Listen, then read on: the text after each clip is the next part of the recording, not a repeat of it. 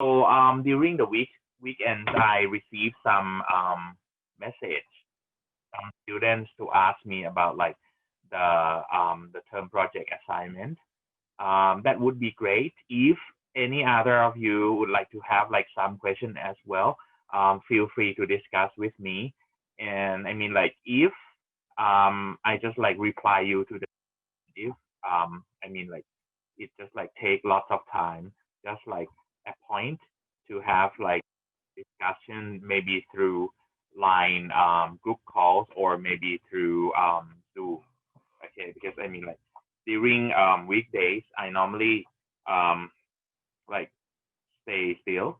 Okay, but I mean during the weekends I have to just like go out somewhere sometime. So the only thing that I may have to communicate with you might be like through line chat or through line call, but not with the Zoom.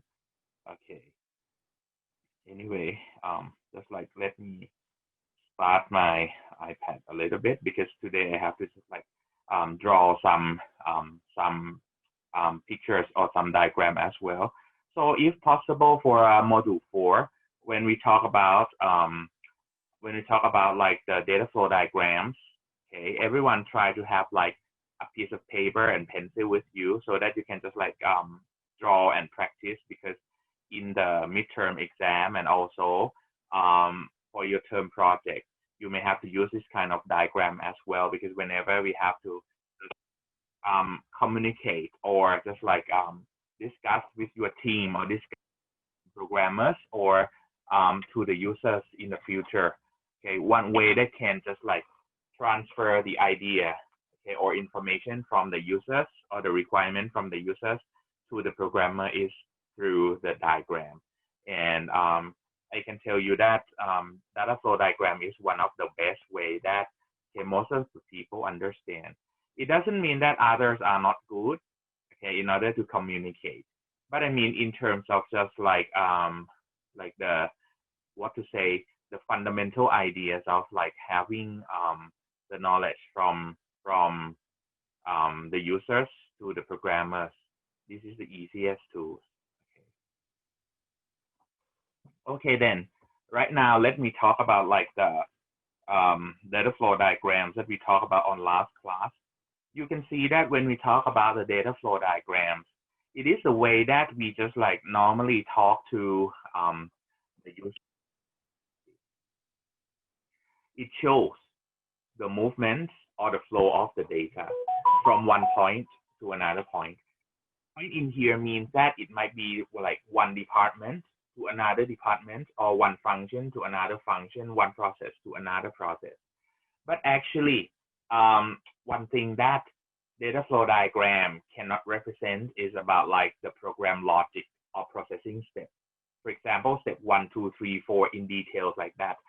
We don't just like use the data flow diagrams in details like that one. But we also have to just like use some other tools to help as well if you would like to talk about like the program logic or processing steps. Normally they come in terms of like the documents that you attach together with the data flow diagram. So when we talk about the data flow diagram, normally when you have to propose to the users or to the programmers, data flow diagram comes in terms of series of logical models. Okay, that I'll talk about in next on. What are like the logical models that I told you? So the thing that we have to know, okay, from last class, I talk about like the symbols in the data flow diagrams that we have to use. Okay, for the data flow diagrams, okay, we have like two different schemes. Okay, two different schemes. So when you have to really draw the data flow diagrams, don't try to mix the symbols from these two schemes. Okay, so if you stick with scan and fasten, you just use scan and fasten. So you use process, you use data flow, data store, and entity. Okay, use these shapes. Don't say that, okay, process, I pick this, but for data store, I pick this one. No, don't do like that. Okay, so now let's see. What do we have to know? What symbols that we have to use in order to draw a data flow diagram. We have symbol for process, for data flow, for data store, and external entity. What are they? Okay, what are they? Just one flow.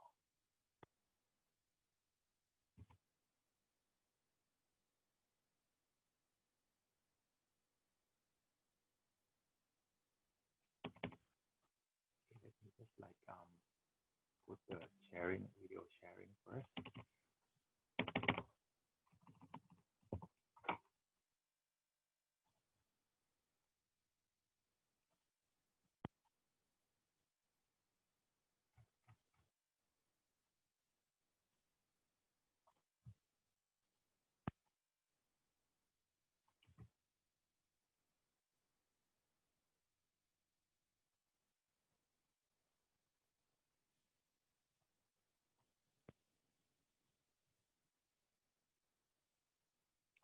Okay.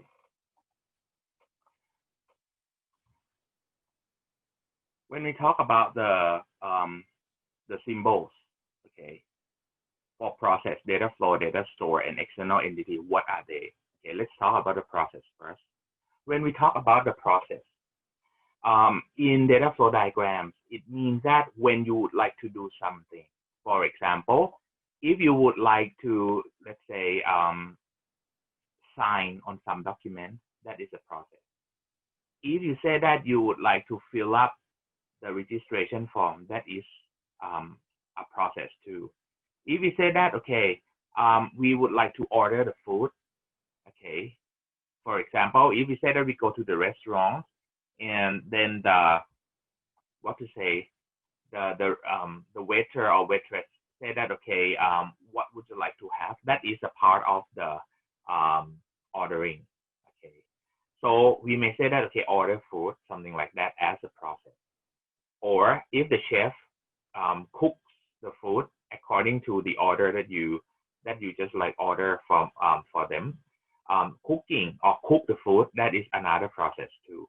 So how do we notice? If we just like interview the users already, which point or which kind of keywords that we usually use it as the process. When you see the verb, okay, in the requirements, okay, you just like imagine of it that, oh, this one, it should be the process. For example, if we just like think of the easiest information system that normally all of you have the experience is the SKY system. Okay, just think about that system. So there are a lot of processes in the SKY system. Okay, I would like you to just like give me some ideas. Can you tell me in the SKY system, what are the process inside SKY system that you may just like think of?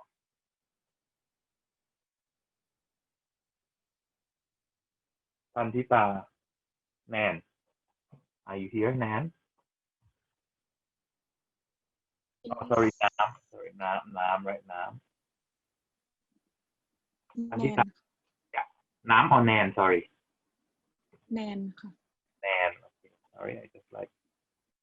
Okay, yeah, Nan. Okay, Nan. What is an example of a process in SKY system? Registration. Registration is the system, okay, or the subsystem of it. Can you just like specify some more details? It's too big.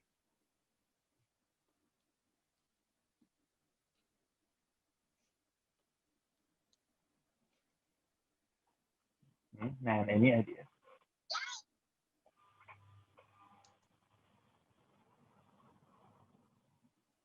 Any ideas, Nan?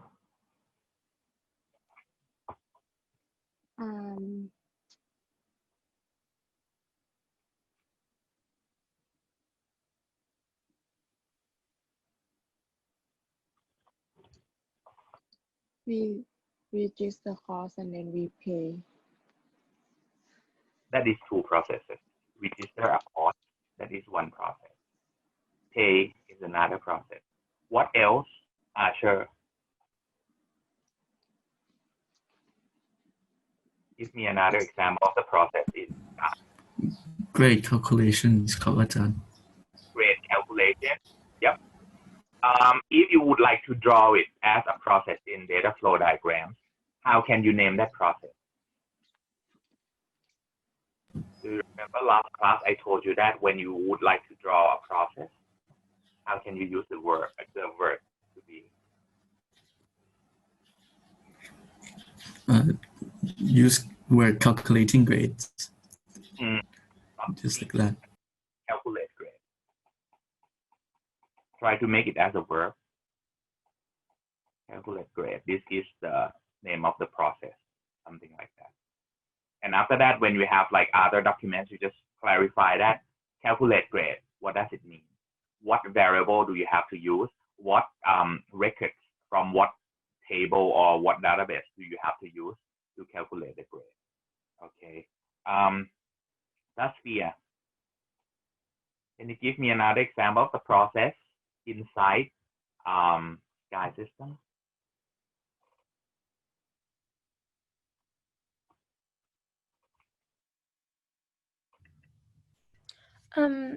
They store our information as in our ID. I'm sorry, can you say voice was like breakdown? They store the information, I mean ID and the courses we took already. What did you do with those ID and the course? I mean, just our ID and name that we are a student.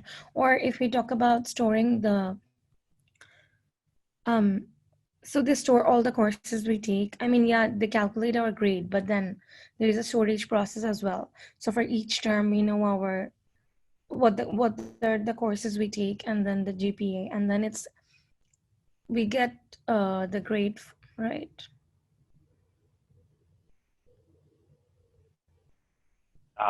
Actually, when we have to think which one should be the process, okay. As far as I noticed, some of you just think of the big picture, very big picture, or the whole picture. That is what we call the system. It's bigger than process, okay. But some of you just think of like very small part, for example, what to say, just like keep or store the data. Okay, that is a bit too small. Sometimes, okay, it might be just a part of the process only. Okay, right? So when I give you some more example, you see that, oh, this one is called or should be defined as a process. Okay, thank you, that's clear. Boss? Thank you. Boss, just give me an example of a process in Sky. Withdraw a course. Pardon, withdraw a course? Yes. Right, okay, yeah, that is an example of the process. Okay, now let's move on to another system. ATM. When you go to ATM machine, okay. Louis, can you give me an example of a process of the ATM when you go to ATM machine?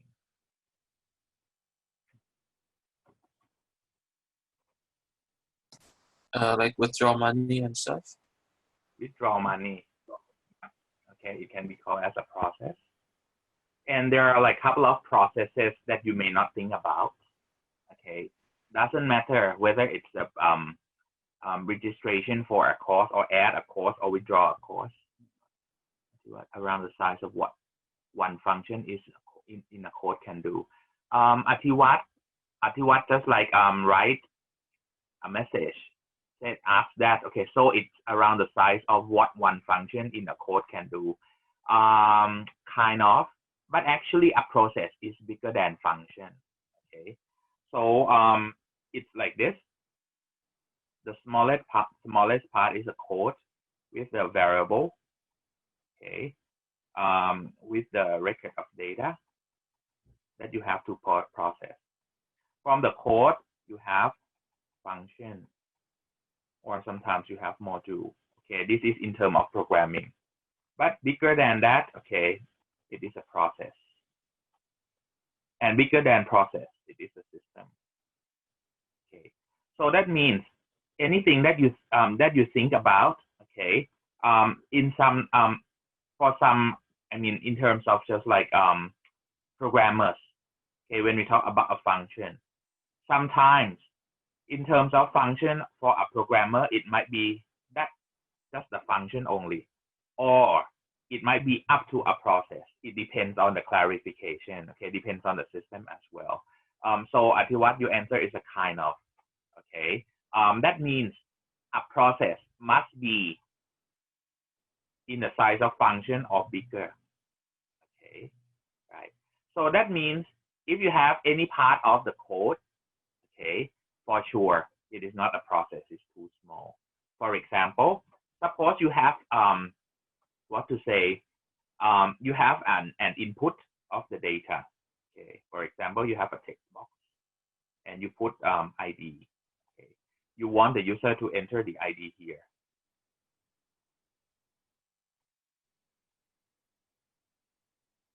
So it means that in this one, if you just check the first one, check if the number are entered. This one, if you just check if the data that a user enter is a number or not, this one is just a code, a piece of code, or it might be just a function in your program, but it can't be a process. A process must be bigger than this. Somebody said, hey, and what about like if we just check whether they are a number or not? Okay, that one is just a function or the code only. It cannot be a process. A process must be, let's say, I can tell you that when we talk about the word process, it's a kind of like the things or the tasks that are related to users more. Okay, because of what? In order to check whether it's all numbers or not, users might not understand. For example, if you just specify some function, suppose you say that, okay, we have an API to check whether it's a number or not. For example, we just download a function called isNumber, and then you just like use in your program. Users might not understand what does isNumber function mean, something like that. So when we talk about the term process in data flow diagram, we try to just like focus on users related more than a programming part for the programmers. You will see the example when I reach the part of just like applying the ideas or from the requirements of the users to become the process in data flow diagram. Okay.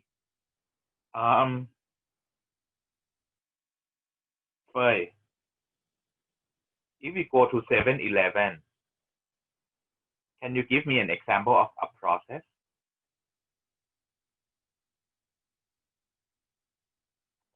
Is Fei here?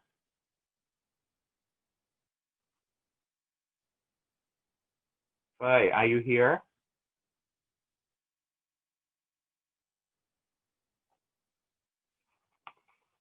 If no, let me move on. Anakin.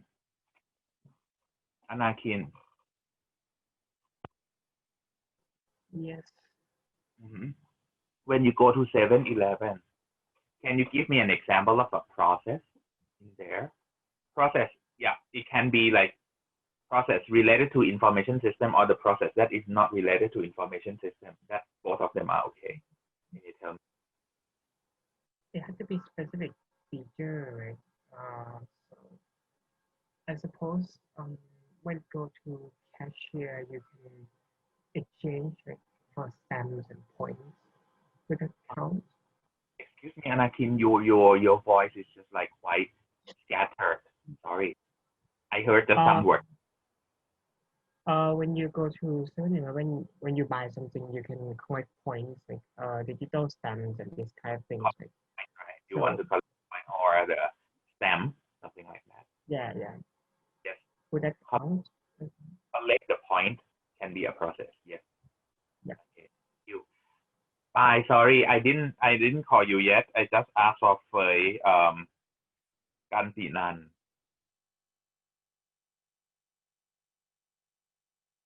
Is Kantinan here? I don't think so. Okay. That's good. Bye. Then it's your turn. When we walk into 7-Eleven, can you think about a process?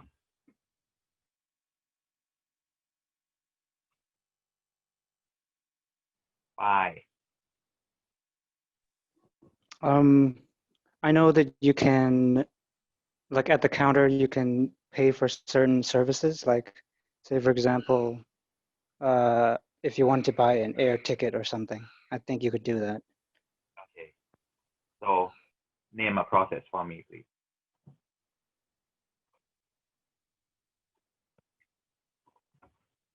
Can you name a process? No, I don't hear you now. I heard what you explained about the airline ticket purchasing.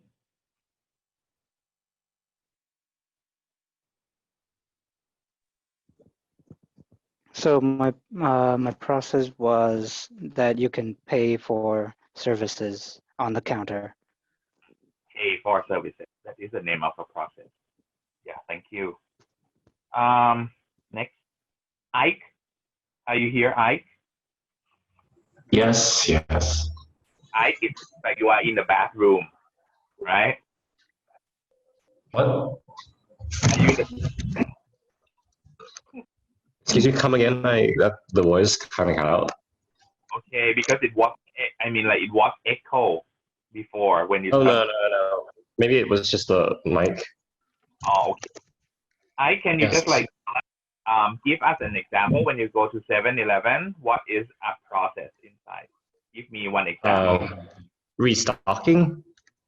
I'm sorry, the sound was Re- breakdown. Restocking? Stocking.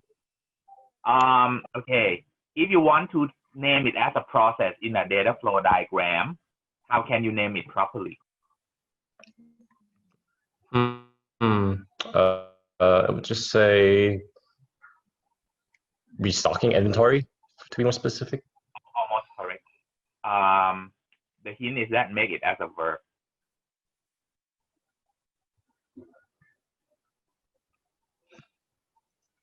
Make that verb. Just restocking wouldn't work then? Restock. You have to use the word restock. Okay. Oh, Try not okay. the action noun not to work either. If you see any nouns when you would like to put in the process box, change it to be the verb. Okay, always. Okay. Because I mean, like when you make it as a verb, people know that this verb is a process and it needs some action. For example, anytime we have process, we always have input and we always have output.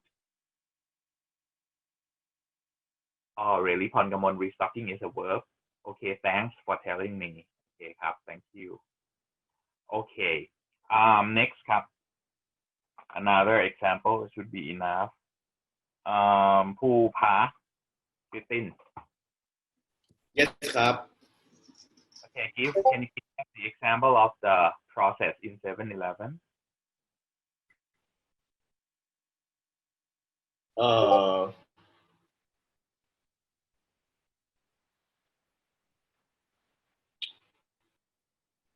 Categorize storage. Categorize the storage. What do you mean? The storage. Like the storage, like the product that they have from what they import in the store, and then they have to categorize in each group in the store. Mm-hmm. So does it mean categorize the product? Yep. Categorize the product. Okay. So I think right now we have like some example of the process in the different system already. One good example that usually we call it as a process as well is like when you log into any system, it is a login process as well. Okay, it is a process as well. Okay, so that means whenever we have the process in any system, one system normally it has like more than one process for sure, at least 3, 4, 5, or some system may have up to like tens of the processes. Okay, if there is a system that you break them into like hundreds of processes, that might be too much. what should we do? If you just like collect the information or the requirement from the users and you just like, it feels like we have like hundreds of them. So you have to group them, okay? Sometimes some of the things that you call process, okay, then you try to draw it as the process symbol in the data flow diagram. It might be just a function only. So, and as I told you earlier, a process consists of many functions. So you may just like rethink about it, because I mean, like when you draw the data flow diagram, it's not just one time that you finish it. Okay, you may have to just like revise it many times. You may have like draft version first, or it might be like draft 1, draft 2, draft 3 before you get the finalized version about it. Because drafting might not just be just preparing for the data flow diagram, but you also see like some connectivity or some integrations of some processes or some, I mean, the things that should be called as a function instead of the process too. So in this one, we talk about like the process that we have. When we talk about the next thing, okay, how do we gonna draw the process? When you just like think about like one thing, that should be the process already, okay. Okay, let me just like repeat once again for Ken and Sasan and Jordan. For Ken and Sasan, process will we will use the rounded corner rectangle, okay, with the horizontal line, okay, in here, okay, and on the top we put the number of the process, something like this. While the Jordan symbol for a process, they use a circle, and when they draw the number, they may put like this, number 1, like this. Some of the data flow diagramming tools, when they have Jordan, they have some apply. This one is correct too. It's a circle with one horizontal line, and then they put like the number of the process on top. This one is also correct. Okay. Next is the data flow, is the arrow. And normally you have to know that for the arrow, it must be one directional arrow only. So what do I mean? Sometimes you say that, okay, we have like student record, for example. And you say that student record need to just like go back, go to check and then send back some status here. So you do not draw the arrow of the data flow like this. This is wrong. How to draw the correct one? You must have one arrow to go and one arrow, the other arrow to come back. And both of them have the name, student record.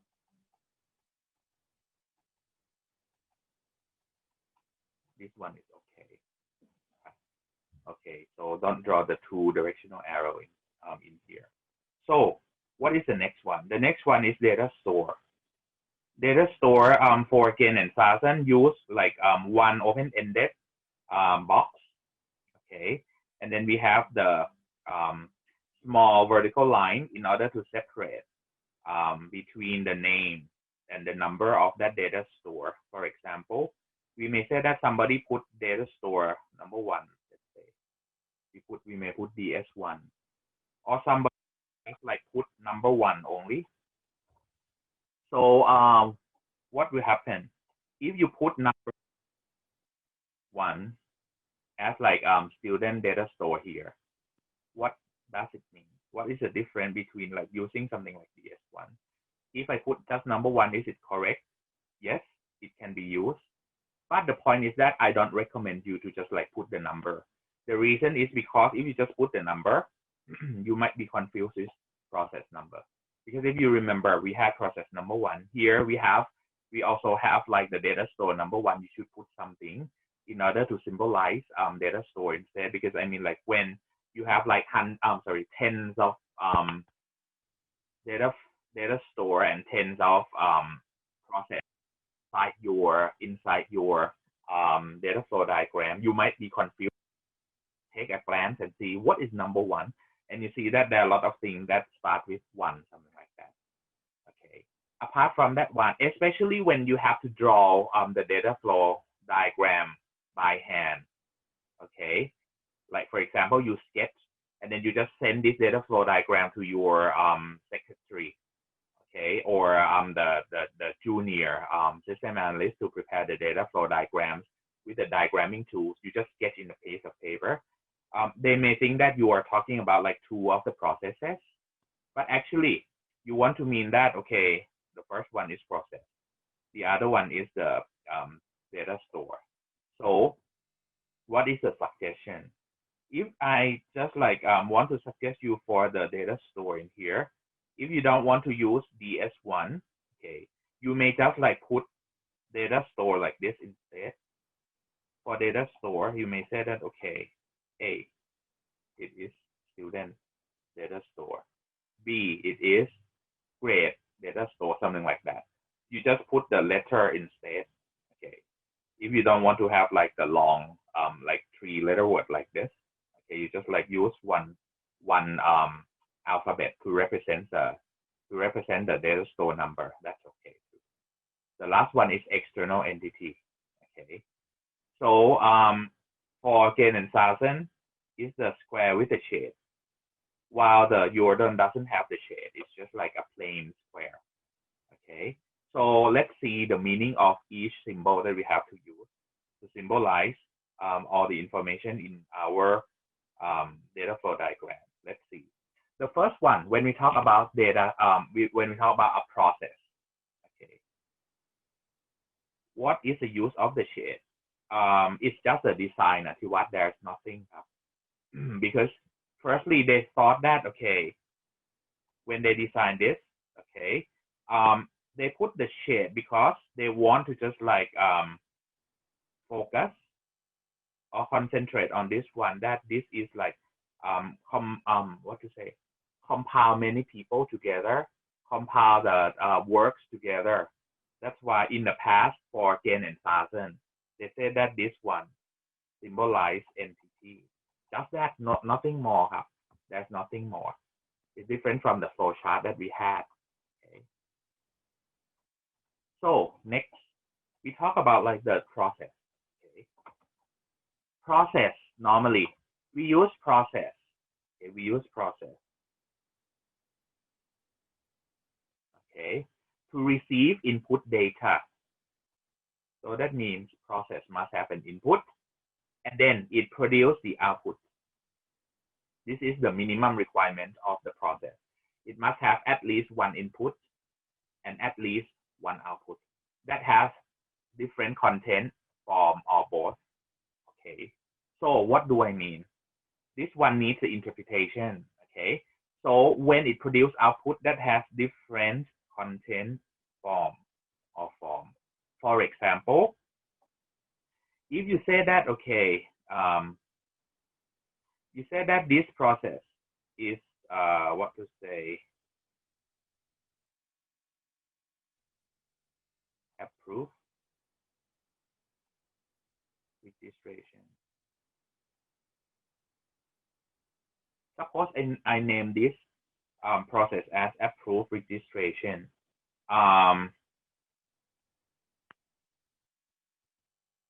I say that student send student registration form, okay, into this process. What will happen? The output that will be created will not be just student registration form anymore. Even you say that, hey, but it's the same thing. You must put the different content in here. For example, it is approved registration form, or if you don't approve, this might be another output that you just like reject this form out. You have to call this one as reject student registration form. You can see that actually if you compare these three data flow, they look similar because they are student registration form, but three of them have different status. One is approved, one is reject, and the other one is the input. Okay, right.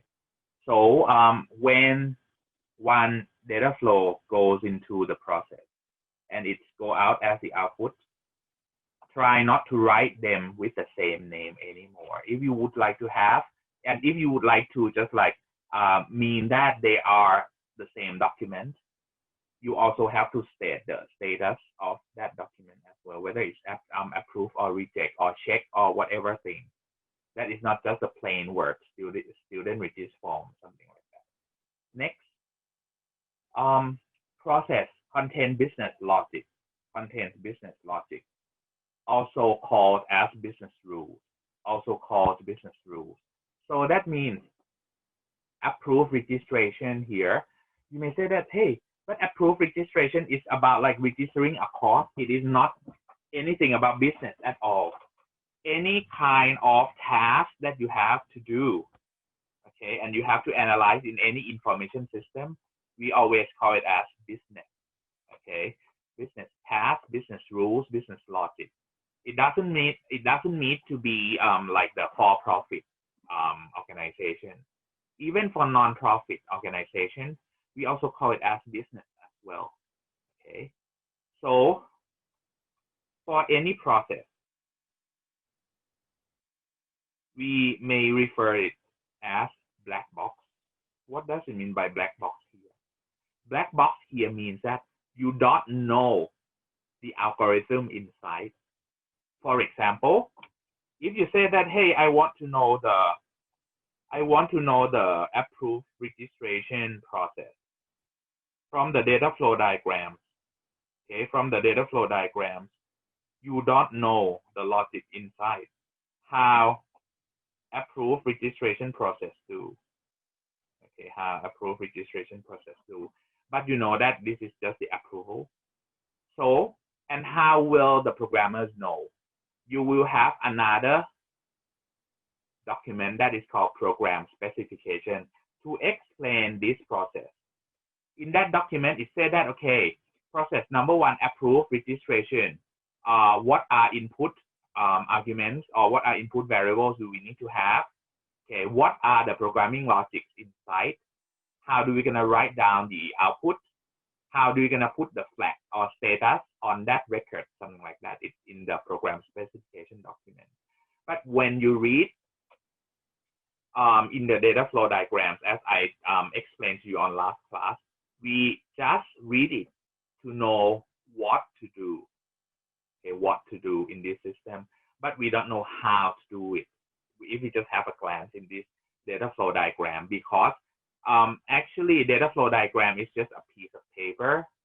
I mean, like sometimes you just draw it in A3 paper, okay, or print it in A3 paper. It's not enough to just like put all of the program logic inside. So that's why this one is just like a map only. For example, if you just, let's say, if you just like go to Disneyland, okay, once you buy a ticket, you get a map. Inside, suppose they say that, okay, for example, if they said Harry Potter, okay, they don't tell you that what's inside that Harry Potter station. You have to go there first, and then you may have a look, okay, what will the people do? Just something like that. It's the same. Data flow diagrams is like a map to tell us that what do we have to prepare and what basically this system will do. Okay, so that's why we call each process as a black box, because we just know the name of the process only. So if you want to know that, okay, how many sub process inside, we have like the diagram that is deeper down into lower level that I'll talk about next. Okay, so this is the process symbol. Now, let's talk about the next thing. When we talk about a process, okay, this is to just like draw the process here. Okay, in here, you can see that. Okay, just consider the process in here. Okay, so because this is an example, so they don't put the number of the process, because we don't want you to just like be confused what process comes first. Because if we put the number, for example, if I have number 1, 2, 3, 4, and 5 like this. You may say that, hey, why process 4 come before process 3? Something like that. Somebody may say that why we have process 3 and then we skip to 5. Okay, I'll talk about that numbering later on. So that's why, not to let you not to be confused, I don't put the number in the process here, just to explain and want to pick all of these kind of important things for you first. Let's have a look. In this these processes, if you have a look in the process, they are all verbs. Okay, create invoice, grade student work. Okay, this one belongs. Grade student work.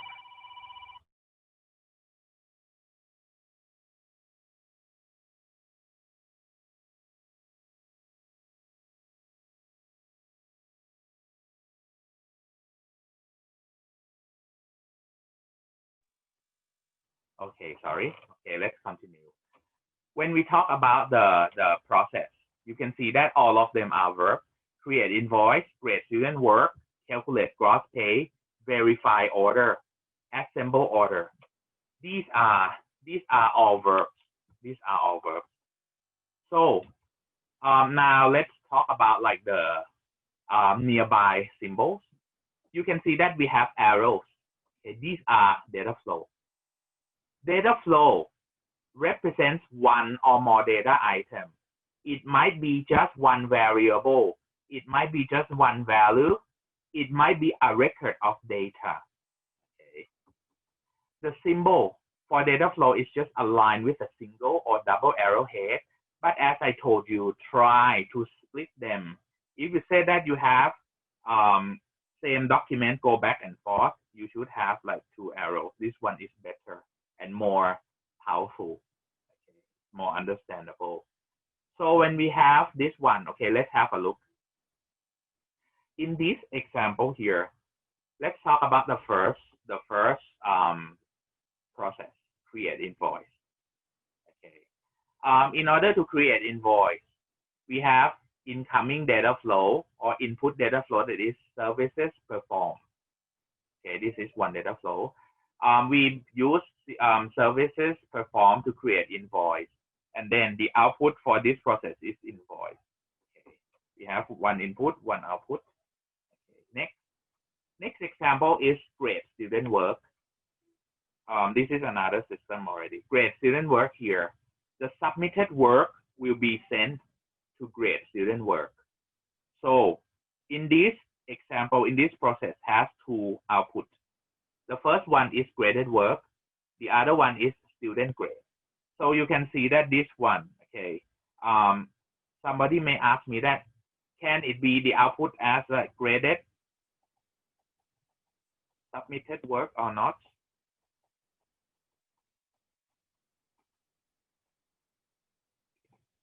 Somebody would like to have just this. If you ask me that, is it okay? I can tell you that it is okay too. It depends. I never tell you that it's right or wrong. It depends on the usage. But if I just check from the syntax of the data flow diagram, this graded submitted work is correct. Some of you say that, hey, but graded work and student grade should be separated into 2 different arrows. But this one, it depends. How do you know that? Okay, this person just like finish everything at graded submitted work. They may just want to just like another example here. For example, fill up for. Okay, this person may have like another process. Okay, that is possible too. So it depends on how do you gonna. Okay, how do you gonna decide? So, okay, let me see some question or comment. Would you recommend to use present or past form of the verb? Presentครับ. Present form to be the process. Okay. Since this diagram only use past. Pon Kamon, which oneครับ? You mean process or data flow?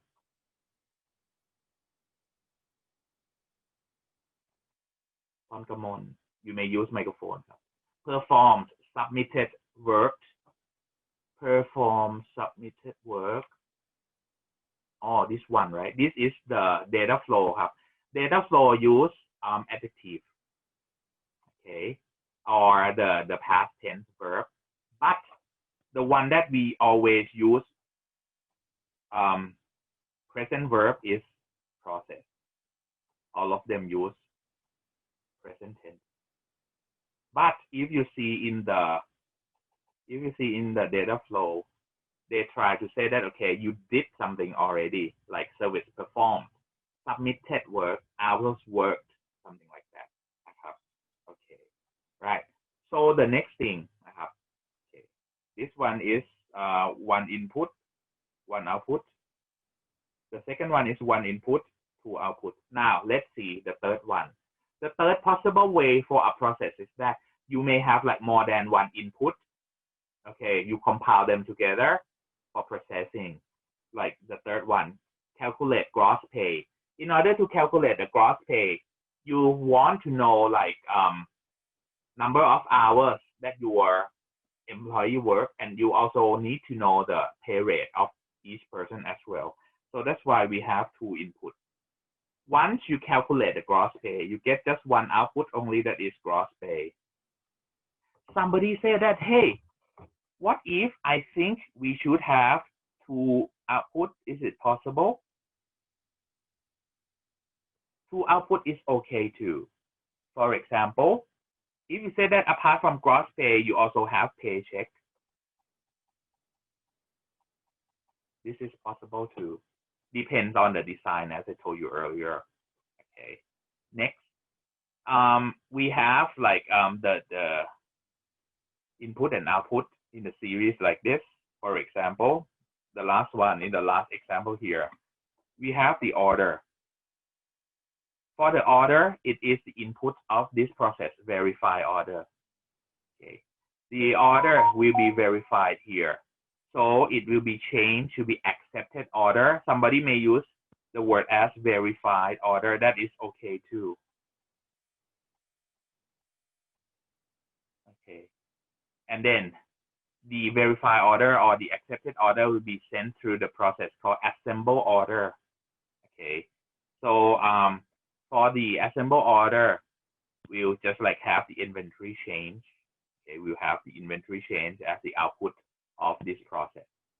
Okay, so these are like the data flow that flow into the process. Okay, and then we just like have the output. Okay, then we have just the output. Okay, so this is the example of the data flow. Okay, before I move on to the next symbol, that is data store, do you have any questions for the data flow?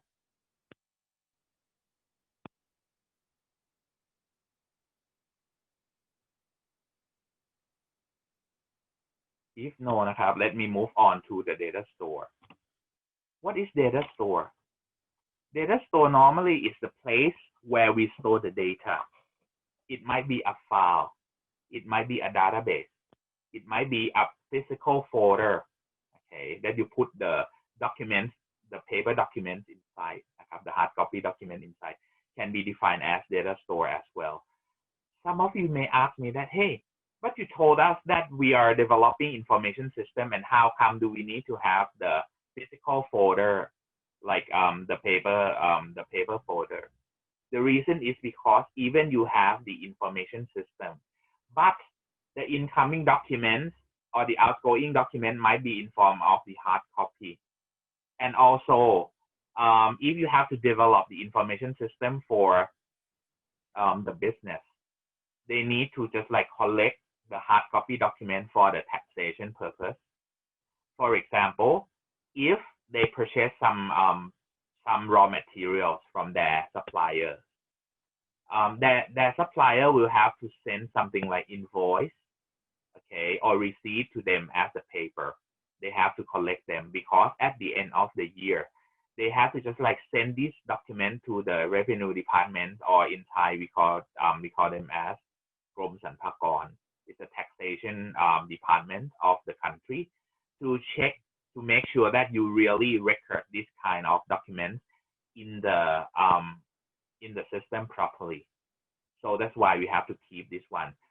as a hard copy. So that's why data store still need to just like have the symbol in order to record or to store the physical document as well. So data store symbol, if you remember that Jane and Saturn, they use this symbol. Okay, one open-ended rectangle with a small vertical line to separate between two parts, while Jordan use this two parallel lines like this, and then you just put the name of the data store inside. For Jane and Saturn, you put data store number in the small box, in the small rectangle inside. For example, it might be data store A or data store 1, something like that. It depends on us. What about the Jordan? If you just put two parallel lines, you just put the data store number inside together with the name of the data store straight away. Okay, so data store symbol will represent data that system store.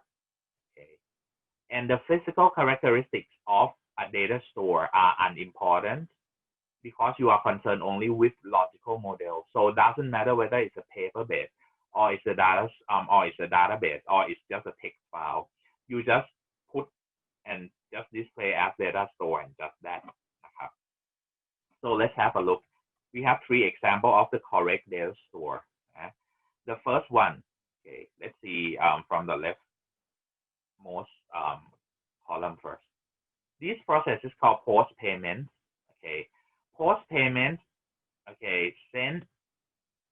Okay, and output as customer payments data flow. This data flow is stored in the data store called daily payment. Okay, and also the records in this daily payments is sent as the input of another process.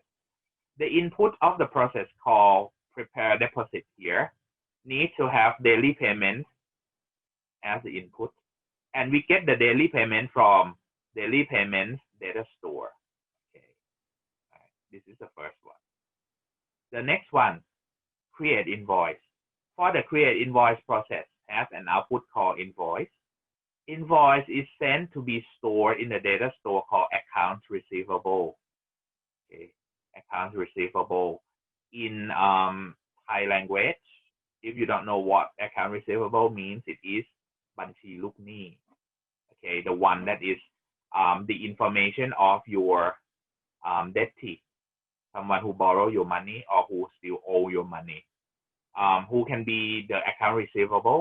If your customer if the customer buy you some product and they haven't paid yet, for example, suppose you say that you sell construction materials to the construction company, and then they say that okay, you have 60-day credit, 60 days credit term. It means that your customer doesn't need to pay you within 60 days. That means suppose they buy the product from you today. Today is the 6th of, let's say, today is the 6th of October, right? So that means they will have to pay us on 6th of December 2020. So during these 60 days, when your customer hasn't paid you yet, they are your account receivable. Okay, right. So invoice, what is it? Invoice is a document that we ask your customer to pay the money. For example, suppose, like you can't see it in 7-Eleven. The small docket that you receive from 7-Eleven is a receipt. But invoice, normally, you will receive the invoice if you haven't paid the money yet. For example, if you just say that, okay, one good example is here. If you order something online and you see, you go to just like have, would like to choose the payment as COD or cash on delivery. If you haven't paid the company or the shopping website yet, while the delivery person bring the product from your company, from the seller to you, that time you are their account receivable. until you receive the product and you pay at the delivery point. Then from account receivable, it will be clear out because you paid already. Okay, so okay, that one. For the data store called account receivable, okay, it is also a source of input and output from post-payment process. Post-payment process will use invoice detail as its input, and invoice detail come from account receivable data store. As the post-payment process complete its process already, it sends the output payment detail to store at account receivable data store. Okay, this is the way to explain. Next, the last one, okay, admit patient process.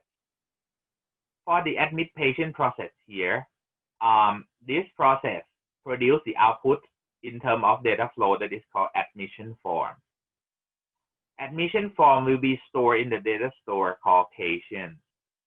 Okay, this is patient data store that can be used for other processes as well. So in this example, we have two more related processes. One is diagnose patient. The other one is treat patient. Diagnose patient process needs the symptom data flow from patients.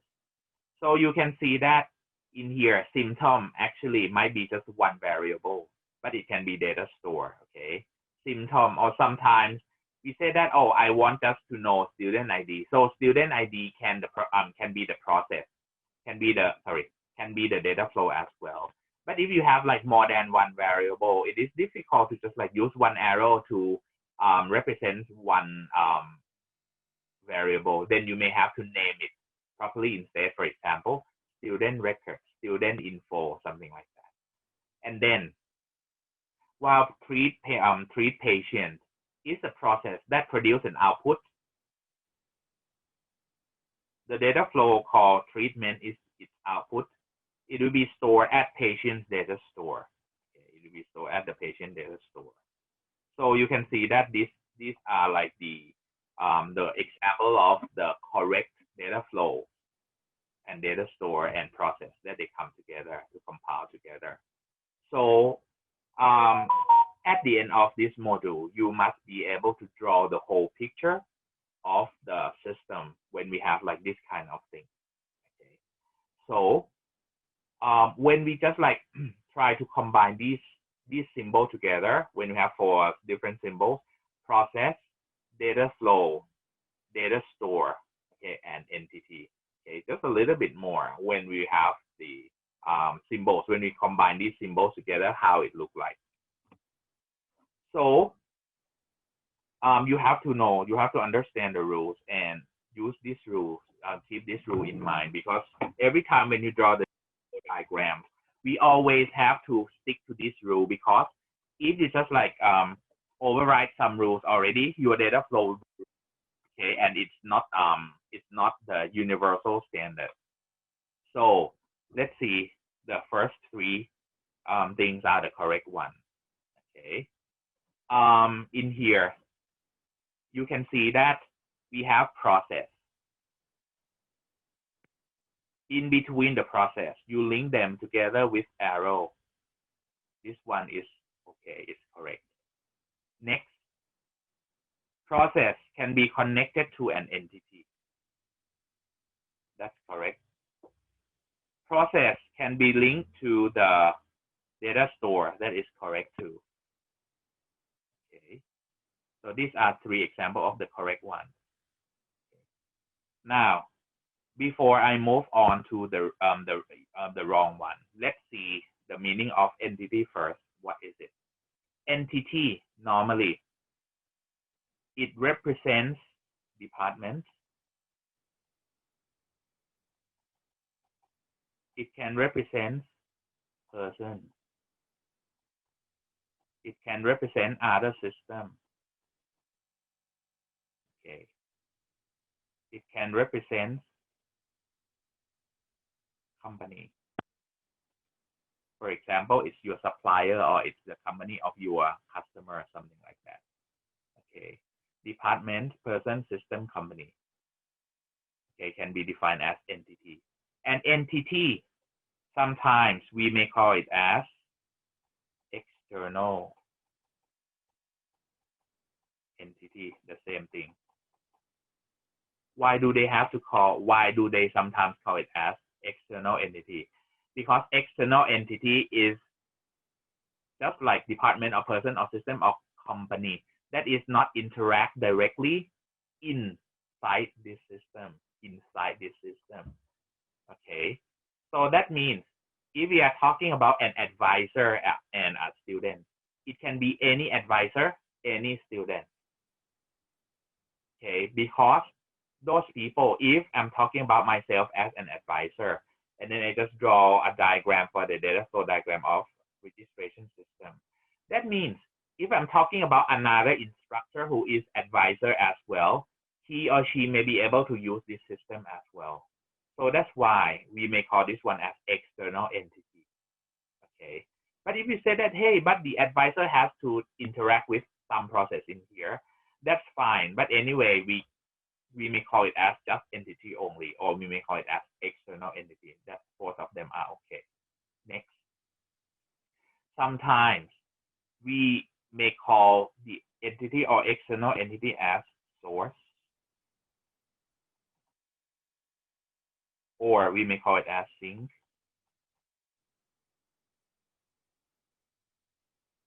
or we may call it as terminator. What are they? Source in here means the origin point or the starting point of the system. Sink is the end point of the system. For example, you would like to talk about, or you would like to describe about the delivery system to the customer. So you, as the company, you may want to talk about like warehouse department. So you may say that warehouse department is one external entity, and then you have any process inside.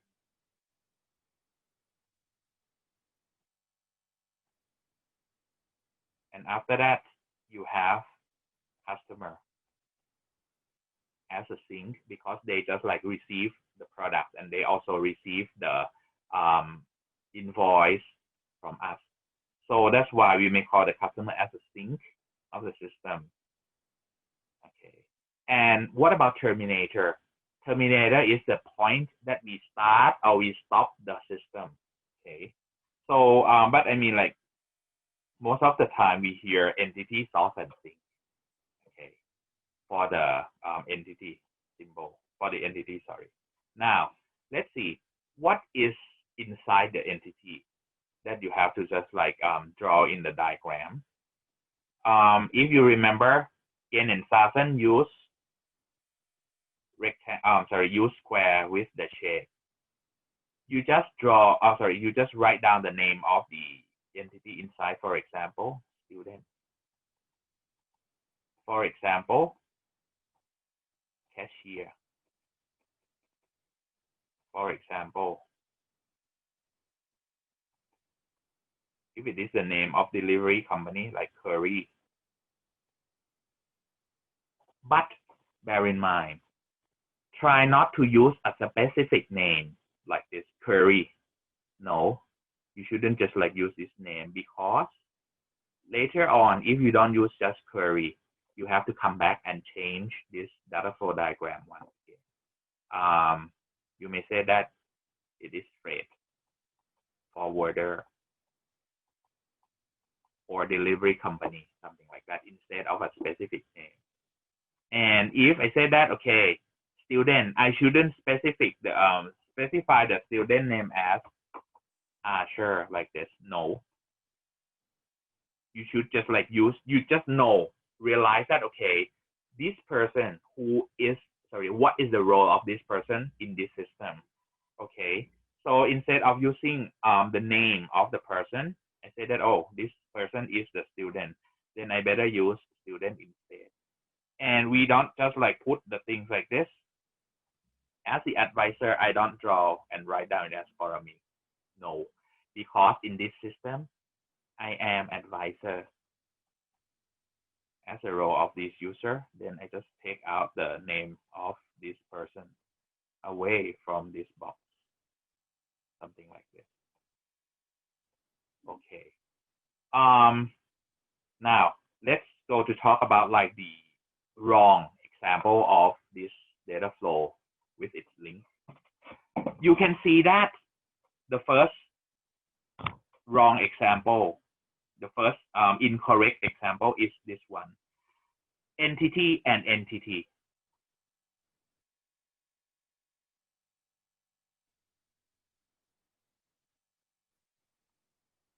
This one is wrong. Why not? Why does this example wrong?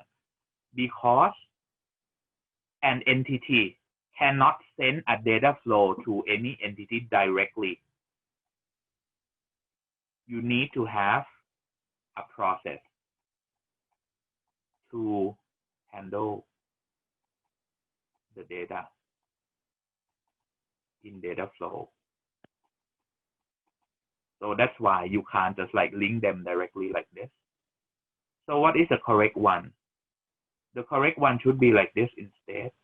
An entity send the data flow to a process, and process produce the output from this entity to become the input of the other entity. This one is okay. Now, the next incorrect example is this one. External entity to data store. Why not? The reason is because the data that sent originally from a data from an external entity must pass the process first, process in our system, to change that data flow to be the data flow that is ready to be stored in the data store here. So if we want to change, the correct one will be external entity followed by a process in the system, and then we can store in the data store. So you can see that it can be sent and stored in the data store only when it passed a process already. Okay, because as I told you earlier, entity normally it is just like a person, a department. Okay, so normally it is a noun. Okay, it doesn't have any actions inside. If you want to have any actions, remember that we have to use a verb to explain, and the verb in the DFD, it is process. And lastly, data store and data store. You cannot jump the data flow directly from one data store to another data store because it cannot process anything. The correct way that you have to do is that you have data store go to one process, and this process produce the data to be stored in another data store like this. Right. This is an example of the correct and wrong linkage between different symbols in data flow diagrams. When we have these rules already, okay, how do we gonna create a set of data flow diagrams? In order to create it, we use graphical models of information system. Where can we get this data? Where can we get this information to prepare as a graphical model? We use fact-finding results. If you remember from last module, we talked about fact-finding that might be from interview. It might be from observation. It might be from questionnaire. Or it might be from survey. And what about you when you did the term project? What is the source of the fact-finding result you get from? Can somebody tell me? We have 4 major sources of fact-finding results. From your term project that you are doing right now, what fact-finding way or method that you receive your input for preparing the DFD. Rin.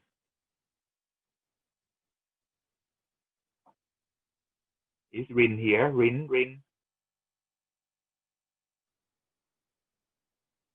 If no, move on to Tam ครับ Tam.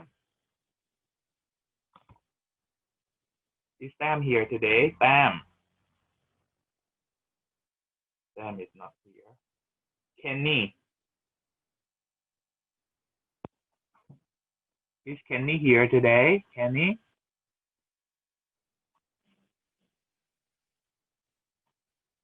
So it seems like Kenny is not here. พรกมล ครับ พรกมล Tan, you're asking what fact finding we used for our term project, right? That we did last week, like the past week. Yeah. So we went to the website that we wanted to critique and like look at like what is the advantage and disadvantage of their website in their business needs. So we had to go through the website and see what all they had and how it's good for the customers. So Okay. if you have a look on these like 4 different methods, which method that should fit from the actions you did the most?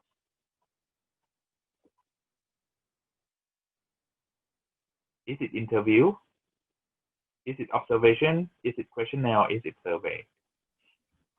Observation ค่ะอาจารย์ That's right ครับ So everyone, keep in mind, if you have to just like take a look on your customers or users website first, this is observation ครับ and sometimes you don't need to tell them.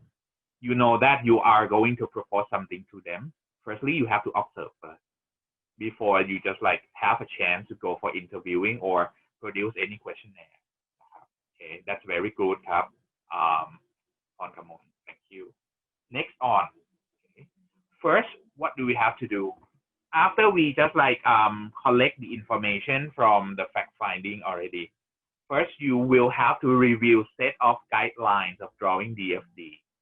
Then you will learn how to apply this guideline to create set of DFD using 3-step process. So in this one, okay, in order to just like prepare or creating set of DFD, what are the guidelines that you have to know? The guideline in here is that we start from the diagram that we call context diagram first. Okay. The first diagram for every DFD start with context diagram. Context diagram. What is context diagram? Let me just give an example to you. Context diagram is a diagram.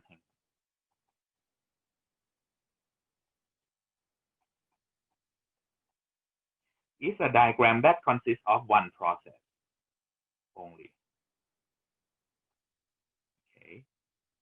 We always call the process number in context diagram as process 0. And suppose we are talking about system, information system that you are talking. If it is the as is, okay, that means it's the current system that your user are using. Normally they have the name. Suppose they don't have the name, but they use it for accounting. You may call them as accounting information system. Or in our case, if we have sky, you may say that, okay, we have sky system.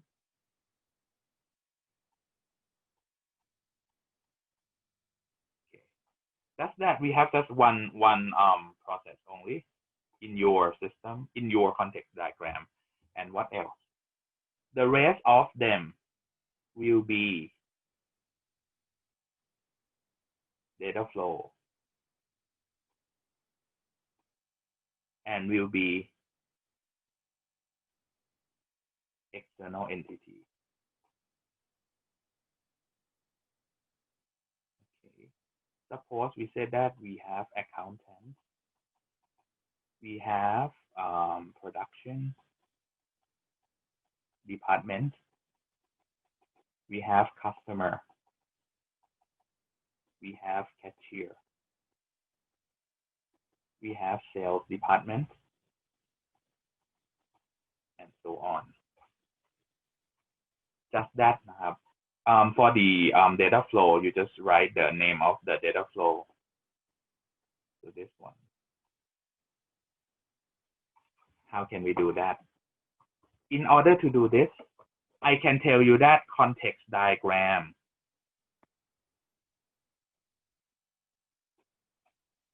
the context diagram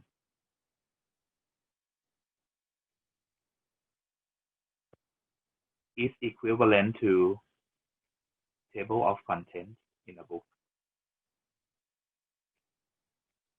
because it tells us that what are external entities and related data flows. What is the name of the system?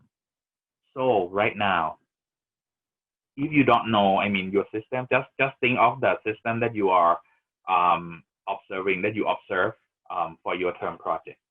Right now, okay, the thing that I want you to start is here. You start with system name and external entity first. Who can deal with this system? Who will use this system? Who will get the information from this system? Just write this kind of thing first. So what about the data flow that I just delete? The data flow that I just delete, you can fill up the context diagram when you finish the next level of data flow diagram. Then you just use the data flow from that diagram to fill up as the data flow in context diagram later.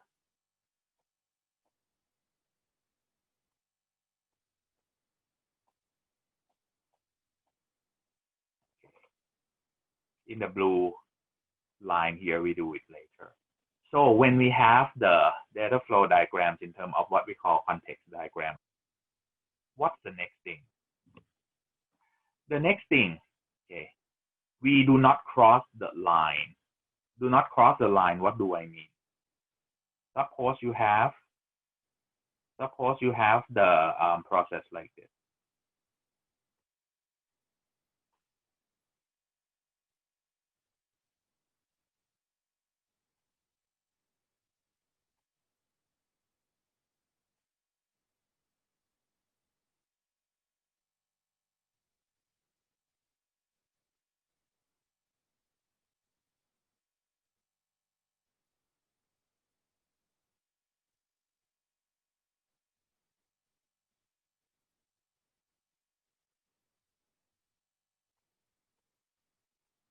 Okay.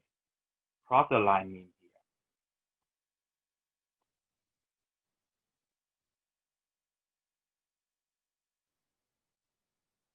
This one is called cross the line. Don't do this.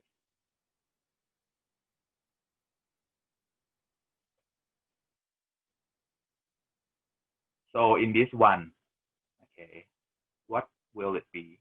If you cross the line like this, when other people, especially when you have like a very detailed data flow diagram, you might not know that what is the data flow that you are talking about. Sometimes somebody may think that you are talking about the data flow come from the entity on the top to process number 4 like this. So that's why don't cross them, because it will make the data flow diagram to be understandable is difficultly. So the next one, provide a unique name and reference number for each process. So if you remember, I always put the number on the process, okay, and then I write the name. So there might be like something that looks similar to this one. Okay, let me give you an example.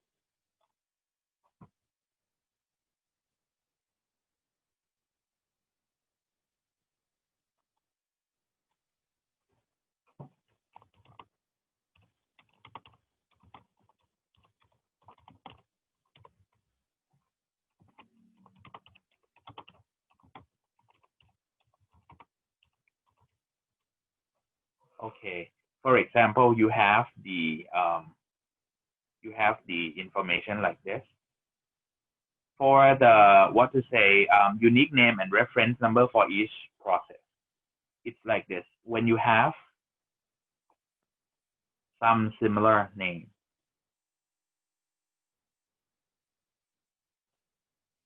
suppose you have process number 1 and process number 9.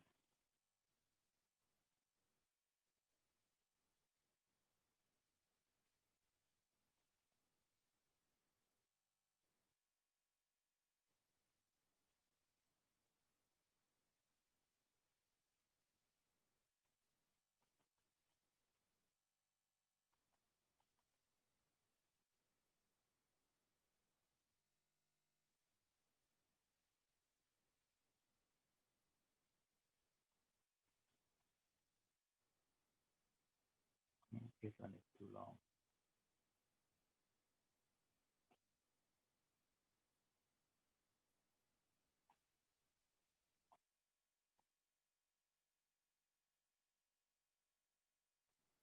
Verify the invoice. You can see that for these two processes, process 1 and process 9, the meaning are similar. Check the invoice and verify the invoice. So in this one, you can see that if you want to mean them differently, check the invoice means that you check the correctness of the invoice. Okay. While the verify the invoice means that you want to verify for the completeness of the stock that we put, or when we want to verify the signature in the invoice.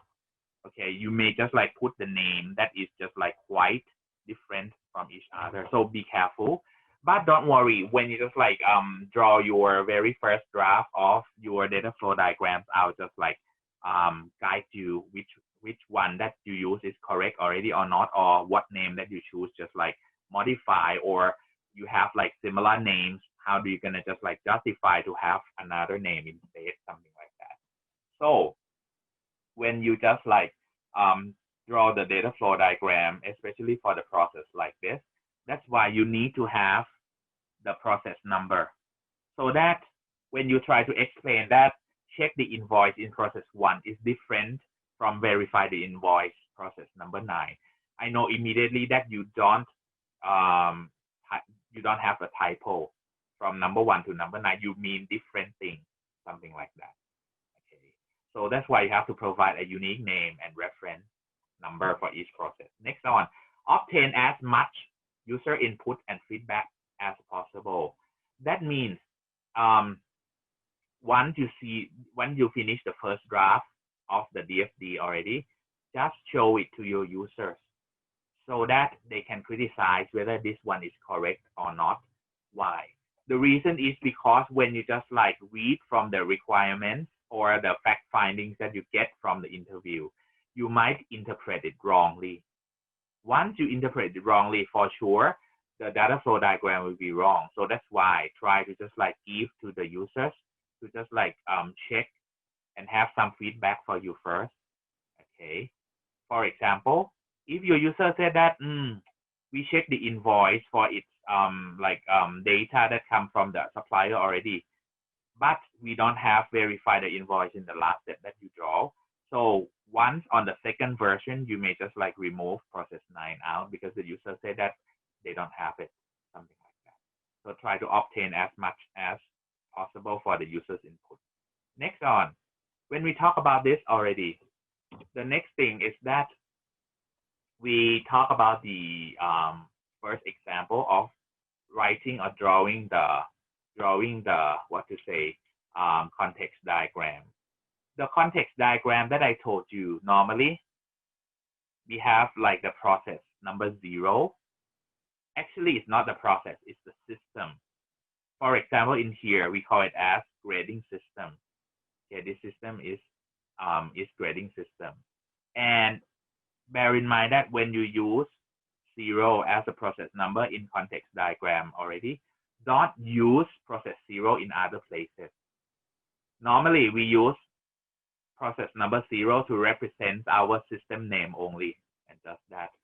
Because in the past, I saw some students, when they really draw the data flow diagrams, they use process number 0, number 1, number 2, number 3 in their like other levels of the diagram. That is wrong.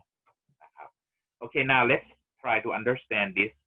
Let's try to understand this, what to say, the context diagram of this system.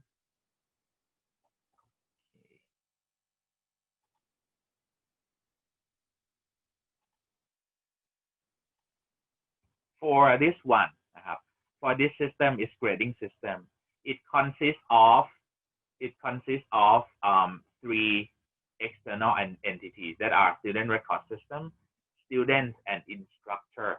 You can see that student and instructor, they are humans.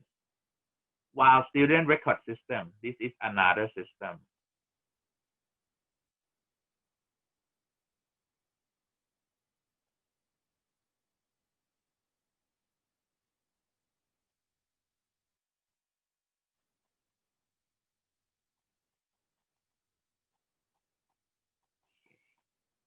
Now let's see.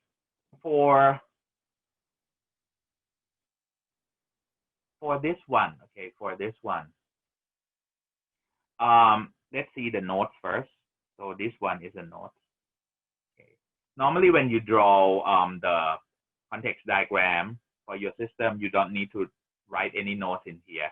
You explain it outside, but this one is just like my explanation for you only.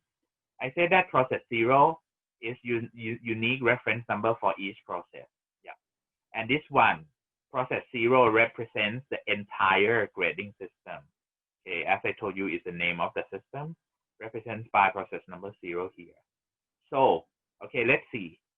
What do we have in this one? For the student record system, it sends class roster as the input, and it receives final grade as the output from grading system.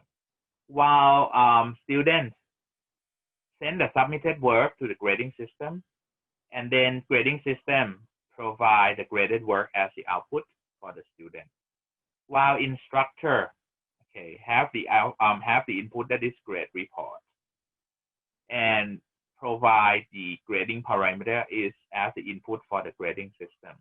So these are like all related data flows between the system and entity that we have. Okay, so how can we get this one from? The next one that you see is here.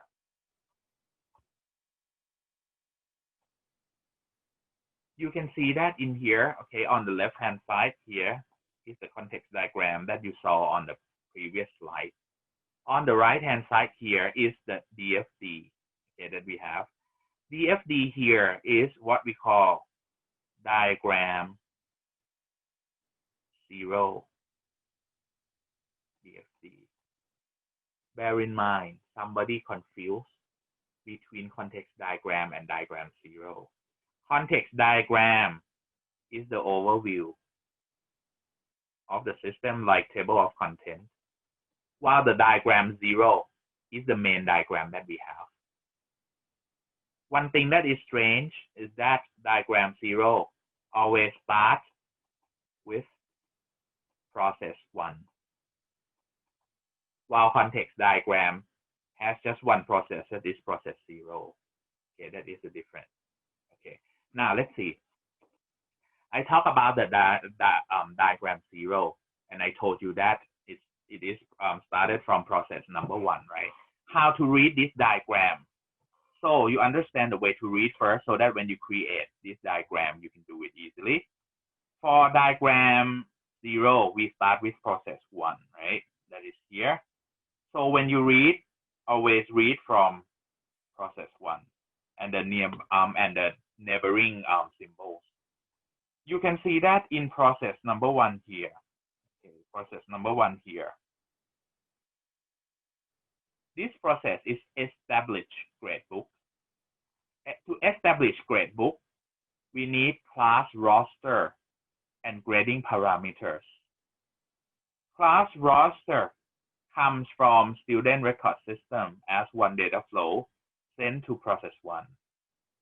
And also instructor will send grading parameters, okay, as the input to the established gradebook. Process number 1, established gradebook, will produce one output that is class gradebook. Okay. When they produce class gradebook already, the class gradebook will be stored in the data store number 1. This data store number 1 is gradebook data store. Okay. Now, this is process number 1. Okay. Now let's move on to process number 2. Process number 2 is assign final grade. Assign final grade needs one input, that is grading detail. Grading detail comes from gradebook data store. Okay. The process number 2, assign final grade, will just like prepare final grade to student record system as the output, and also we'll have the final grade sent back to store in the gradebook. This one, I need to have one suggestion a bit. You can see that when we read these 2 arrows, it's quite confusing. My suggestion is that to better this drawing, you should have this. One line is final grade, sent to student record system. And the other line is a final grade as well, sent to store at the gradebook. So this one will be more easily understandable if you split the arrow to be 2 arrows like this. Okay, but this one is not bad. It's okay too. Now, let's see, for process 2, we finished already. We have one input, 2 output. Now, move on to process 3. Process 3, grade student work. Grade student work has one input and 2 output as well. Student will send submitted work to the process 3, grade student work. Grade student work will produce 2 outputs. Okay, the first one, the graded work will be sent back to the student. Okay, and the other one, the data flow student grade will be sent to store in the data store D1. Okay, in here. Okay, that's the end of process 3. Now, process 4. Process 4 is produce grade report. It has one input and one output. Produce grade report needs class detail from the data store number 1 gradebook as its input. After we produce a grade report, the produce grade report process will produce grade report data flow, and this data flow will be sent to the instructor. Okay, right. So this is what we call diagram 0. This is what we call diagram 0. So if you have to draw it, what to do? The first thing is that you just draw the external entity first. What department, what person, or what other system has to relate it with this system. After that, you just think what are process that we just like collect from the fact finding. Then the second thing is process. After that, you just think what is input, what is output from that process to that process. And then you just draw data flow as the last one. And after that, we just think, how do we keep the data? Do we have to keep in any databases or in any files? Then you draw the data store later. And then you just link them together. So when we have this already, okay, how can we just like finish the context diagram on the left-hand side? You can see that the things that is important right now is the data flow for each. Okay. Now, let me just give you an example of student record system entity first. You can see that student record system has like one input, one output. You can see that when we have, when we see the diagram 0, we have one input for student record system and one output. Then you just like put this into that. Okay. After that, we see student entity is here. Student entity has one input, one output. here, one input, one output. You just draw directly into the system.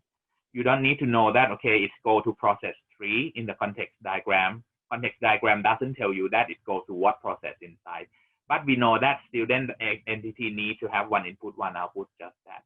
Next, instructor. The instructor has one input that is report, one output that is grading parameters. Same here. We just draw these two data flow into context diagram. The input is grade report. It's here. The output is grading parameters. It's here. Right. So that's it.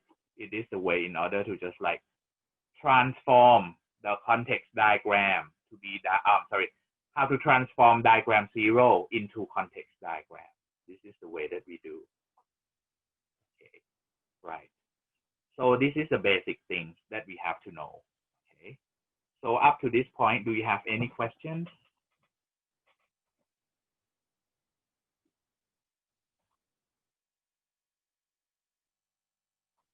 Okay. So if you don't have any questions, we will see each other again on this coming Thursday, and then I'll just like try to like give you more ideas. If possible, if you have some time, just like talk to your teammates and see, is it possible for you when you just like observe from the website that you just like see it before? Can we just like think of each component? Components right now, it means that you just think of entity. What entities do we have? Process. What process do we have? Just think of two things first. Okay, process and entity. And then you may discuss with me. Right. So, okay, let me just like see the comments first. Does the process ID equates to its execution order to like dependencies? Kind of,ครับ. Garamat asked me that, okay, does the process ID equate to its execution order? If possible, we just like put the order of the process according to the order of the system that you do. But sometimes in some systems, some actions take place at the same time. You cannot just like put the order to represent the sequence of it. But if possible, just like try to make them as the order so that when other people just like go to read your DFD, they know from rules of thumb that it starts from process 1 and then go to 2, 3, 4, 5, something like that. But if your system cannot put the order like this, no problem. You just like put 1, 2, 3, 4, 5. Or somebody may say that they just cluster the processes. That is another technique. I just teach you later. It's just a convention that can be executed simultaneously. Yeah. Okay. So that means normally even we say that the process occur simultaneously. We don't put process we don't put process 1 and process 1. No, you must have put process 1, process 2 anyway, because data flow diagram doesn't tell us that whether the process occur simultaneously or not. It just tells us that, okay, these processes have to be happen in the system anyway. But in order to just like specify the simultaneous stuff of the process, we may have to use another document or another technique to put more to symbolize in our data flow diagram instead of just having the basic, because this is just the basic, the first and in the initial data flow diagrams, it looks like this. Okay. So any questions so far before I let you go to have lunch, Cap?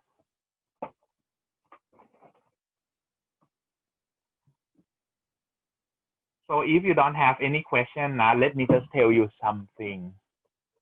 Once again, I don't want to tell you this, but if you notice from the calendar, this is this month's calendar. Today is the 6th, right?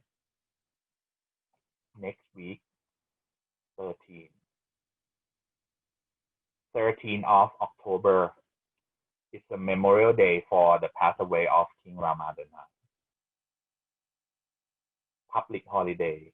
And in MU, for the university-wide, they don't allow any class to take place on the royal family related public holiday. So we have to find a solution for this, so that we can just like, I don't know, we may have to just like think about this kind of thing, and we discuss on this Thursday. If anyone has any ideas, just let me know through Line Messengerนะครับ. Okay, because I realized that there shouldn't be, we should have like the class, but they don't allow us to have. Okay then, but don't worry, on this Thursday we see each other anywayนะครับ. Before you leave the class today, okay, could you turn on the camera please, so that I can capture the screen? Rin, are you here? You are here, right? So I asked you to answer some question before, and you didn't respond to me. Where were you?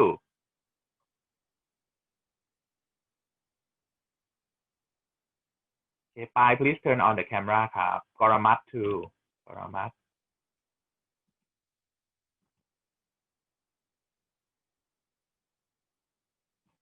Okay ครับ everyone.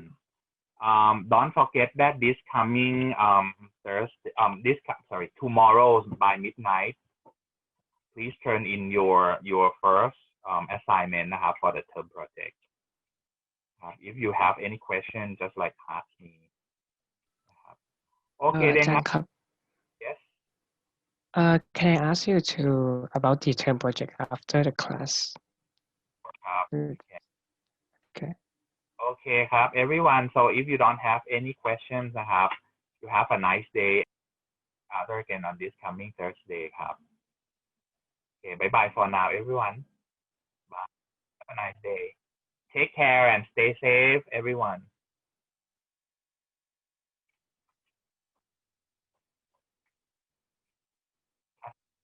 Give me 1 minute. I just run to the restroom and come back.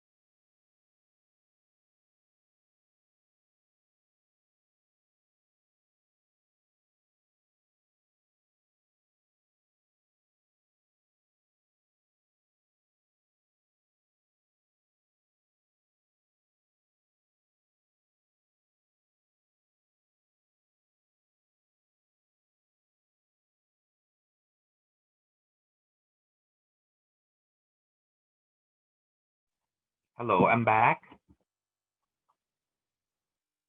Okay.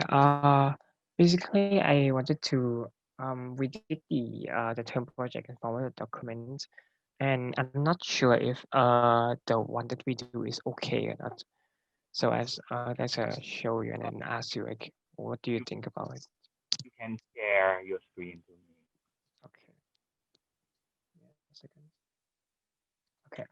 Give me a few seconds. Okay, I'll share the screen. Where is? Okay, there it is.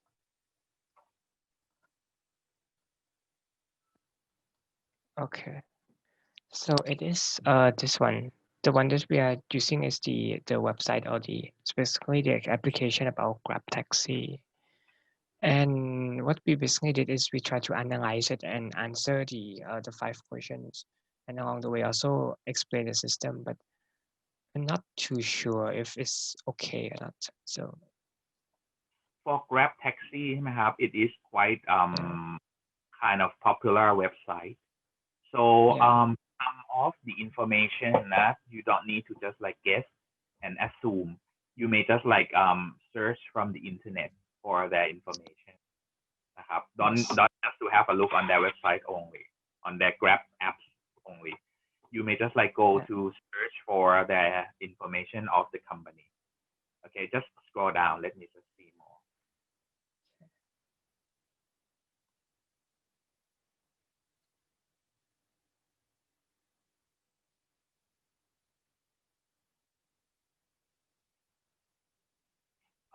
For business needs for the system, this is as is. The one that you do is the as is business needs. They have it already, isn't it? Yeah. So I want you to just assume something for to be system as well. And then you just like separate the tasks. That A might be like as is system or current system. And then B is the to be system. But I mean, like this in this step, that's okay. Just bear in mind that because this is just the beginning. When we just like begins, we don't put any idea of us into the current system yet. It is the current one, right? But for some team, they say that like think on another step beyond. They say that I have the idea for this system already. Then you can just like put the information on this. That okay. This one, this is the current business needs, and for the to be business needs, what are they? Just specify. But for the to I see. doesn't have on the website for sure. You have to think, discuss with your team. For example, now this is Grab, then you may say that they want to have what to say, a meal for the customer while they like use this service. For example, like for example, if they use it in the morning time, okay, the customer can also have the breakfast in the cab, in the taxi while they are like traveling. So you can currently they don't have, right? But I mean, like if the customer want to have the meal, they cannot they don't need to just like do anything much. They just like order directly with our application, something like that. But the process, I see.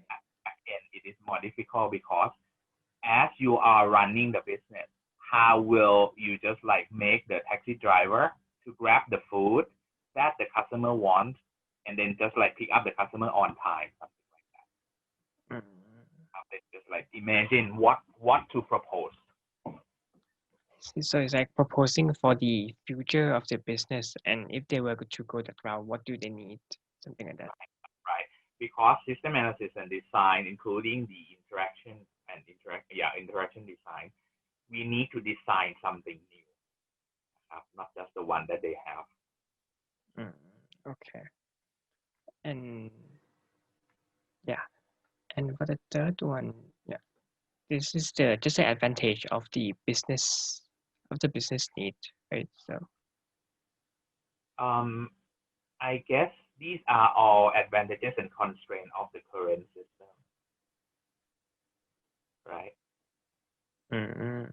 So we also have to basically have to look at if they were to expand, then what would be the advantage and constraint as well.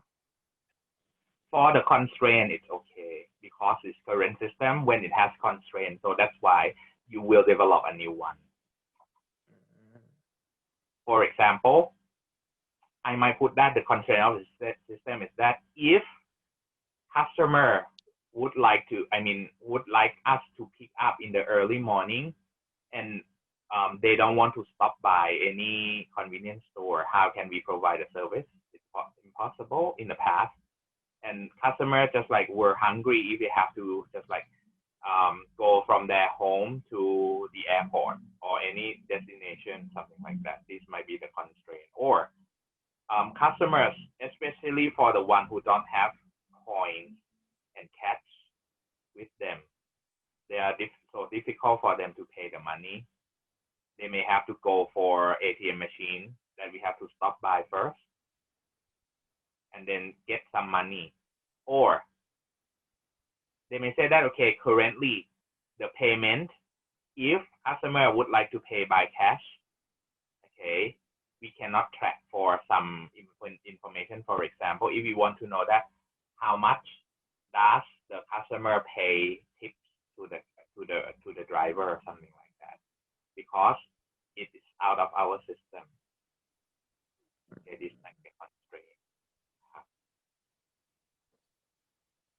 Okay. So just can just add on to the one we have. Add it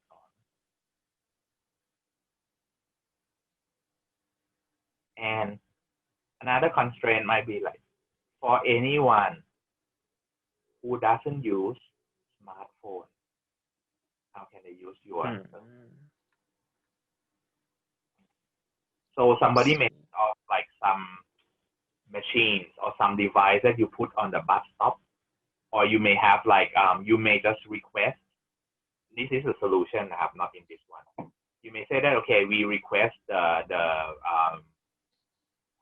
government to put the pole, okay, for the taxi stand, and then you put smart device, so that for anyone who do not have the smartphone can just press this button to call the taxi.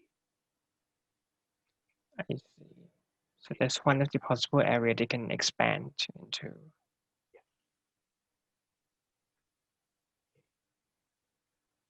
Or if you say that, okay, you want to expand the business, like to have the business for provide just the driver, not the taxi. What are we going to do? For example, the customers have car, but they are sick and they cannot drive the car. Or the owner of the car, they have car and they get drunk. They want someone to take them home. What should we do? I see. And and then there's also the suggested development plan to improve mitigate constraints. So for this one, is like, is this directly going to address the problems I'm going to raise in the previous one, right? Right. And then just like suggest them what to do. Okay. And yeah, and a few of these is like the one that we think of yesterday, but we're not sure about the practicality of it. So we also wanted your opinion. For example, the safety measure, we just wanted the driver to go for a medical checkup for at least once a year. Then we feel it might be too expensive or not, or something. Just something like that. But This one you what is your opinion? can propose first. But I mean, like for some comments, it might be like, okay, if you think that it's expensive, why don't, I mean, firstly, in terms of economic, what to say, plan, okay? But I mean, actually, I can tell you that for A in here, it's not related to information system.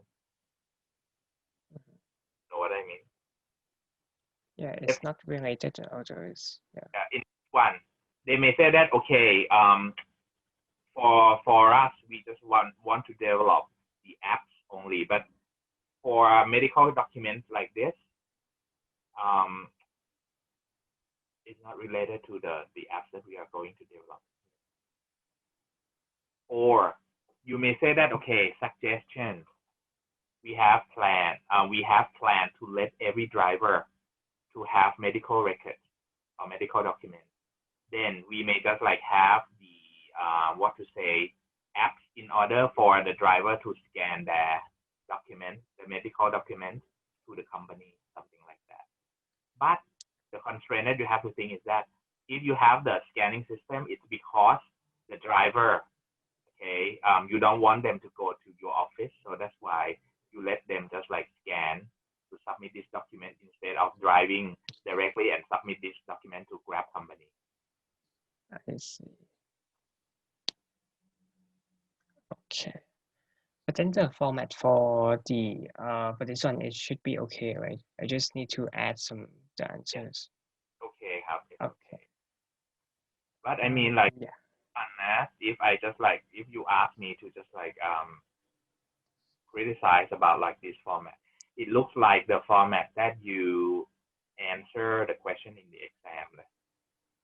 This one you don't need to say that okay 1 2 3 4 5. No, you just write them as a document. So I get just an essay or something like that. Like a report. A report. Right, because in this one it's just like Q&A document. I see. Then you just like write that okay if this one is the current system evaluation, 1 constraint 1 2 3 4 5, 2 advantages 1 2 3 4 5, something like that. I see. Okay. Let's make it a bit more like a report. Okay. As Fia said, with any bullet points, bullet point you can have as Fia. No need to be in the essay form. But I mean, like it's better that you don't have the question. For example, in here, you see number 5, success or development, blah blah blah. This is like answering the question, right? So you may say that development plan to development plan. Okay, and then A B C D E. Or you just like having some words that sounds like professional.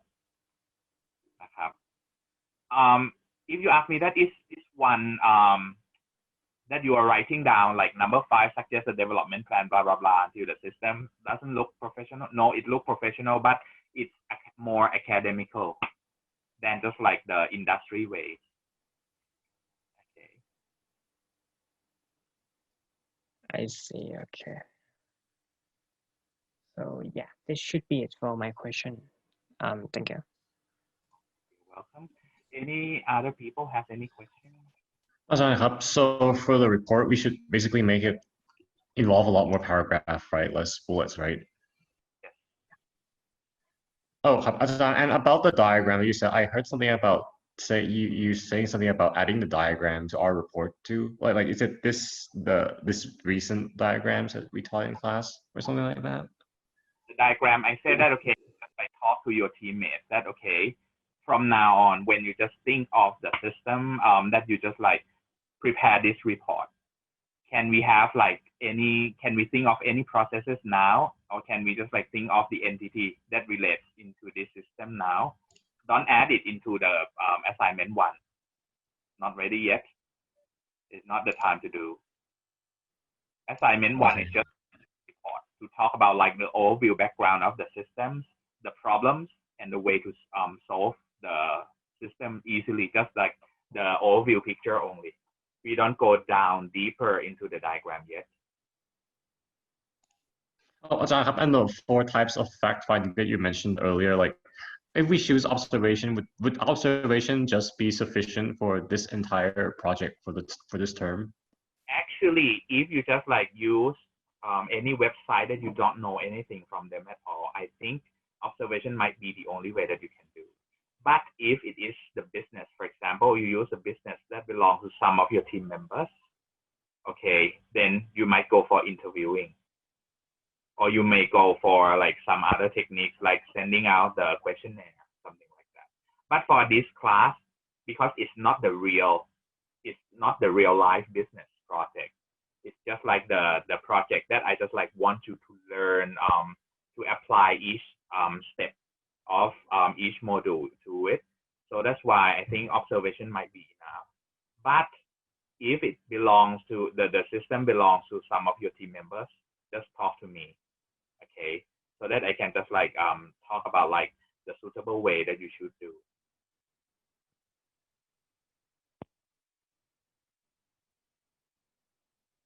Hello, Garamat, do I answer your question? Oh, right, ครับอาจารย์ that answers my question. Thank you ครับ Any other question ครับ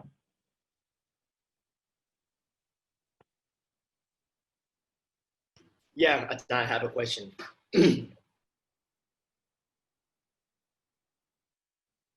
John, can you hear me? Okay. Yes.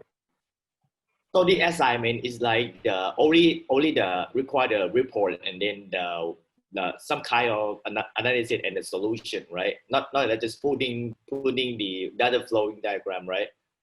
Not yet. You have the data flow diagram in other assignments. Okay, okay.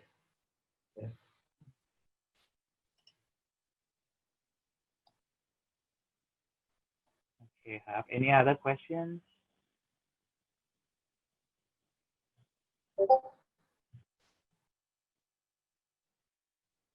Okay, now so if you don't have any question นะครับ you have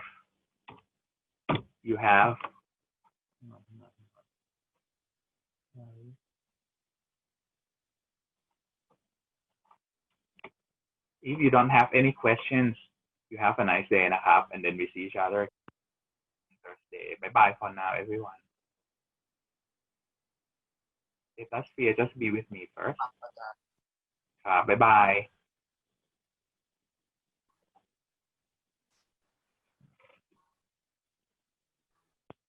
Here's my iPad.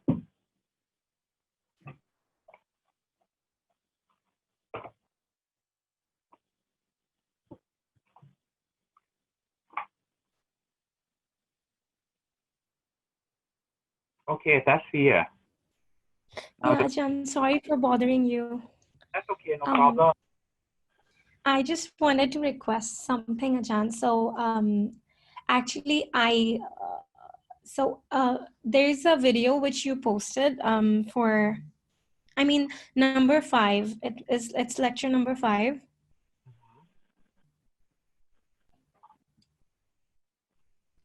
Lecture number 5, what's wrong with it? Nothing wrong, Ajahn. Can you please cut out the first 1 minute of that video if it's possible? Because I actually covered due to my religious reasons, and What should I do? That's fear. Would you mind? Because if this is so serious, please send me a line messenger privately so that I can just like do it for you. Because I don't really know. I have like some bad skills in editing the video, so that's why I have to know from you which part you don't want to have. Then I just like only the first 1 minute, Ajahn. Okay. On Canvas, there is. Give me 1 minute, Ajahn. Module 5. I'm sorry. Lecture 5, right? Yeah, lecture 5, Ajahn. Only the first 1 minute. It would be very kind of you if you could just cut out that 1 minute. Let me see.